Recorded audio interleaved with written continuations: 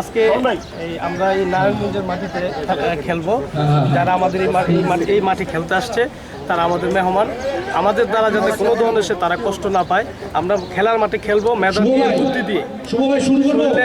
আজকে আমাদের নারায়ণগঞ্জের মাঠে আমাদের খেলা বলে আমরা যে শক্তি দেখাবো সেটা আমাদের প্রয়োজন নেই। আমাদের শক্তির বিষয় না, এখানে খেলা হচ্ছে বুদ্ধিমত্তা, সাহসিকতা এবং মেধা দিয়ে আমাদের যে খেলাটা খেলে এই জয়লাভ করতে হবে। আমরা এর আগে ইনশাল্লাহ আশা করি আমি কিন্তু আপনাদের সাথে টিম লিডার আছে, আমি কখনো দ্বিতীয় স্থান অধিকার করি না, প্রথম স্থানে যেখানে ফার্স্ট হয়েছি।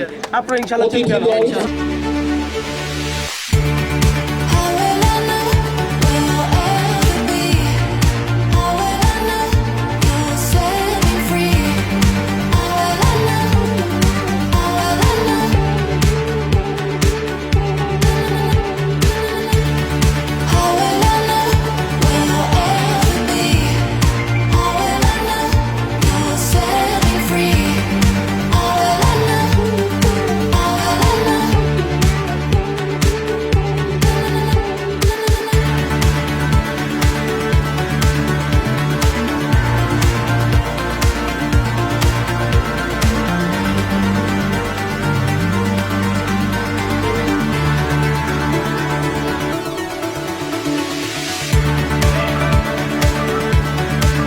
জাতীয় চ্যাম্পিয়নশিপের আজকে ছিল নারায়ণগঞ্জের জেলার খেলা ফরিদপুরের সাথে। তবে আমরা মনে করি খেলায় হার জিত যাই হোক, তবে এই জাতীয় চ্যাম্পিয়নশিপ দেশব্যাপী যে আলোড়ন তুলেছে, এতে আমরা মাঠ পর্যায়ে থেকে আরও ভালো খেলোয়াড় তুলে ধরতে পারবো। এবং আমার বাফুফের কাছে প্রত্যাশা থাকবে যেন এই নারায়ণগঞ্জ সহ সারা বাংলাদেশের প্রত্যেকটা জেলায় নিয়মিত প্রথম বিভাগ, দ্বিতীয় বিভাগ খেলাগুলি পুনরায় চালু করা হয়।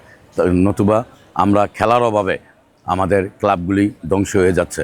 আমরা দেখছি যেমন পরীক্ষা না থাকলে যেরকম ছাত্র পড়াশোনা করে না, তেমনি গত 10-15 বছর যাবৎ নারায়ণগঞ্জে কোনো লিগ অনুষ্ঠিত না হওয়ায়, কোনো টুর্নামেন্ট অনুষ্ঠিত না হওয়ায় ক্লাবগুলিতে খেলোয়াড়দের প্রশিক্ষণের অভাব দেখা দিচ্ছে, খেলোয়াড়দের নিজেদের আগ্রহ কমে যাচ্ছে এবং ক্লাবের যারা সংগঠক তারাও আগ্রহ হারিয়ে ফেলছে শুধুমাত্র খেলা এবং প্রতিযোগিতার অভাবে।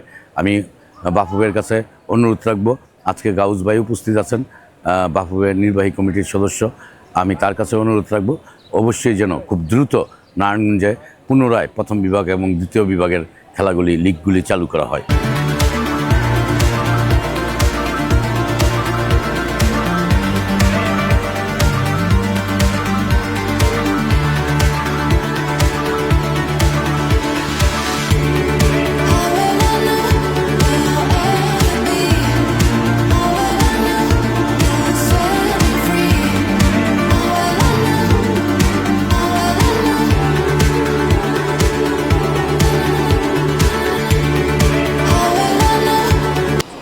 আসলে নারায়ণগঞ্জ, আমি জানি না এখানে স্থানীয় কারা আছেন, একটু স্মৃতিচারণ করা দরকার। আসলে আমি আসলে নারায়ণগঞ্জ আমাদের একটা, আমার বলা যায় আমার জন্য একটা সেকেন্ড হোমের মতো, নিজের বাড়িঘরের মতো আর কি।